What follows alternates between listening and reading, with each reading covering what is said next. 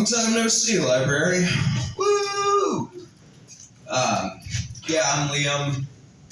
I was raised by disgruntled veterans, fucked up artists, and drug addicts, which is why I look like I want to kill myself. Like I also want to kill myself.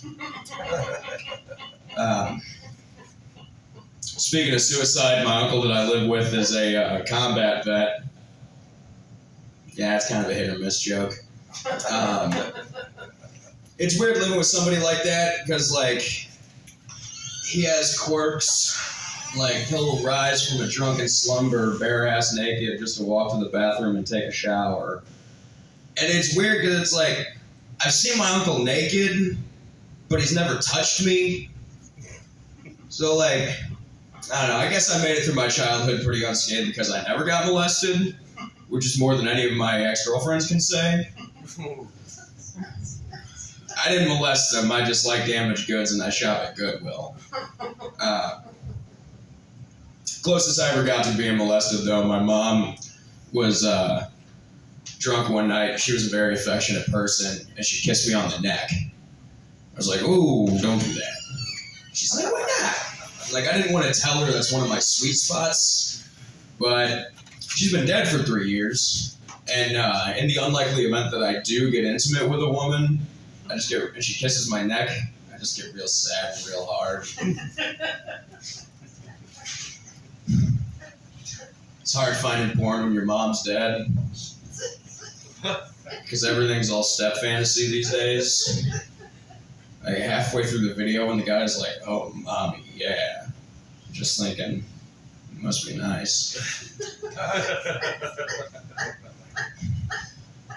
Thank you, Gabriel.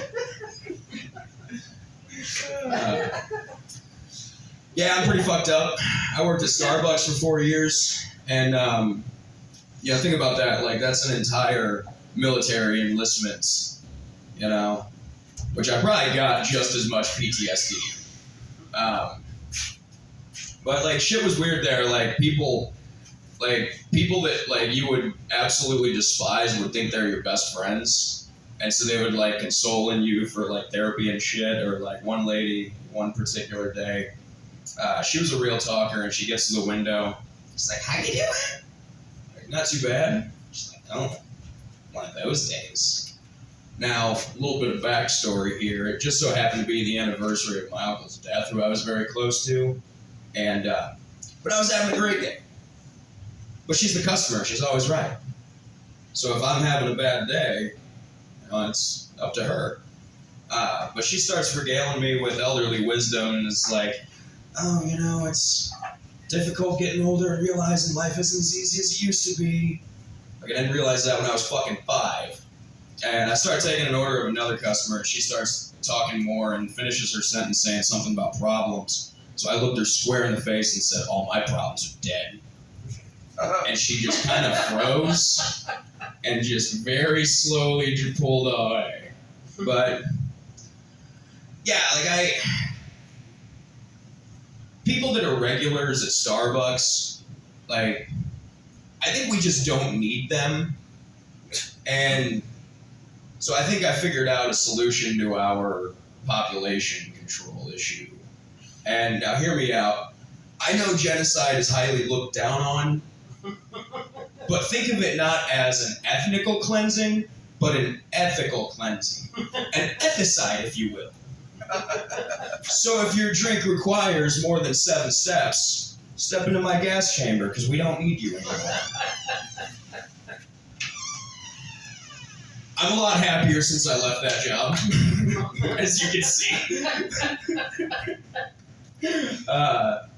But I'm working at a German restaurant right now, and I get to wear lederhosen on the weekends. And I mean, you think Compton looks good in a kilt. You should see Homeboy in some hosen. Yeah. And I like to tell people, like at the top of our menu, when they ask me to explain it, on the schnitzel page, it says Wiener Art, which is just plain schnitzel, like a chicken cutlet or a pork chop, right? And so I like to tell my customers, the Wiener Art, which I'm actually a grandmaster in, and if they catch it, I'm testing not only their intelligence, but sexually harassing them at the same time. First time I donned the hosen, they were like kind of loose on me, and those suspenders, they're just for show. And we have a washer and dryer in the back of the house, and I was back there folding up some linens, and like we've got like this perfect example of like a short, stout villainess, like German villainess, you know. And she comes back there and sees my hosen sagging. She's like, "What is wrong with your trousers?" Like, I don't know. I wasn't raised wearing this shit. And she bends me over the wash machine and starts like tying it up, and I'm sitting there like, "No, please, I'm just a boy." And she gets done, and it's fitting as snug as a bug in a rug. And she pops me on the ass and just goes, "Yeah, now tell me if you have to take a shit." Oh, yes, ma'am. Invade me with your blitzkrieg. But, yeah, where else was I going with that? Well, that was about it. You guys like drugs? Yeah. Yes. Yeah. Yes. I'm a big psychonaut myself. I've been dabbling with mushrooms for a few years. I probably had on the upper end of like 100 mushroom trips, and but like I said, I used to be pretty fucked up. Had a little bit of PTSD, and like when I would trip on mushrooms, some of my demons would come out, so to speak. And I went to a festival with a couple of my friends, and on the second night, I ate way too many mushrooms, and I started feeling the fear. Yeah, you know what I'm talking about. Yeah. I would like walk by random groups of people, and I'm at a festival. There's fucking people everywhere, and like if I would make eye contact with them, much like you guys are right now, I'm like, oh, everyone's watching me. So I drag my friends out in the darkest corner of the woods, and I'm like, something stinks in Illinois. Which you ever been there is true. But they calmed me down. I went and took a shower, and when they got back, one of my buddies breaks off a hunk of French bread and a sack of wine from a wine box, like a big purple tit, and goes, "Here, Leroy, have some bread and wine." And I said, "What, are we fucking Catholic now?" I've never recreationally broken bread over wine, but Lord works in mysterious ways, and I'm a comedian now, so thank God for it. Praise be. Praise be. Hallelujah. Shit, what else can I talk about? Yeah, my childhood was pretty fun.